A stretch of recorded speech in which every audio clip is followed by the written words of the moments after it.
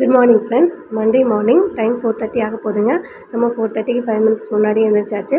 Saturday Sunday நல்லா தூங்கியாச்சு. இப்போ Monday எழுந்திரிக்க கொஞ்சம் சிரமமாக தான் இருந்தது.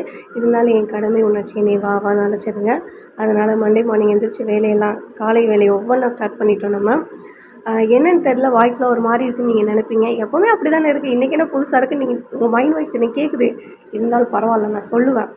நீங்கள் நல்லா நினைப்பீங்க. மண்டே மார்னிங் விளாக் ஸ்டார்ட் பண்ணிட்டேன். இனி இந்த புள்ள 5 நாளைக்கு இந்த விளாகே போட்டு கொல்லணுன்னு வேறு வழி இல்லைங்க. உங்கள் மைண்ட் வாய்ஸ் நான் கேட்ச் பண்ணிட்டேன். 5 நாளைக்கு நீங்கள் பார்த்து தான் ஆகணும். தயவு செஞ்சு பாருங்கள். 5 நாளைக்கு அப்புறம் சாட்டர்டே சண்டே நான் ஆஃப்டர்நூன் விளாக் உங்களுக்கு போடுறேன். நேற்று நைட் என்னென்னு தெரில, எனக்கு சரியாக தூக்கம் வரல. சில விஷயங்களை நினச்சி நம்ம மனசு வருத்தப்படுவோம்ல, அந்த மாதிரி டைமில் எனக்கு தூக்கமே வராதுங்க. அந்த விஷயமே தான் நான் மண்டைக்குள்ளே ஓடி ஓடி என்னை அதிகமாக வருத்தப்படுத்தும்.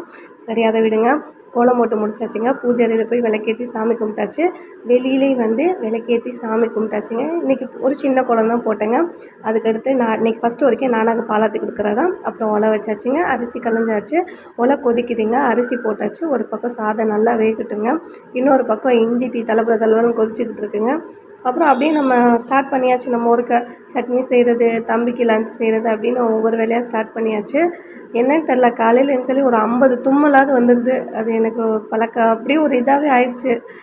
கிளைமேட் சேஞ்ச் ஆனால் எனக்கு அந்த மாதிரி ஆயிரும். இப்போ பார்த்தீங்கன்னா டைம் 5:50ங்க. சில்லுன்னு இருந்தது இந்த டைமுக்கு.